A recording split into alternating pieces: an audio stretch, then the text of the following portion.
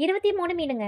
நம்ம வீட்டு மொட்டை மாடி தொட்டியில. வெல்கம் டு தி பிரிட்விங்கர் ஸ்டோர். இப்போ நம்ம பேஜ்ல விமன்ஸ் டே முன்னிட்டு ஒரு சூப்பரான ஆஃபர் போயிட்டு இருக்குங்க.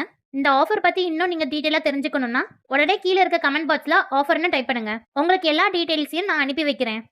முதல்ல அந்த தொட்டிய ரெடி பண்ணிட்டு ஒரு 30 மீன்கள் உள்ள விட்டேன். ஆனா இப்ப கணக்கு பார்த்தா 23 மீன் தான் இருக்கு. இதுல அந்த பிங்கிஷ் ஒயிட் கலர்ல 3 ஃபீமேல் பீட்டா ஃபிஷ், அப்புறம் ப்ளூ கலர்ல ஒரு 3, ஒரு அழகான கிரீன் கலர் பீட்டான்னு ஒரு செட்டே இருக்கு. அது போக ஜீப்ரா மீனுங்க ஒரு 16 இருக்குங்க. அதுவும் எப்படின்னா கிரீன், எல்லோ, பிங்க், ப்ளூ, ஒயிட்னு அப்படியே கலர்ஃபுல்லா நீந்திட்டு இருக்கு. நடுவுல ஒரு நாள் சம மழை பெஞ்சுதா, அப்ப தண்ணி ரொம்ப நிறைஞ்சு வழிஞ்சதுல 4 மீனுங்க எஸ்கேப் ஆயிடுச்சு. அதுக்கு முன்னாடியே ஒரு 3 மீனுங்க இறந்துட்டு.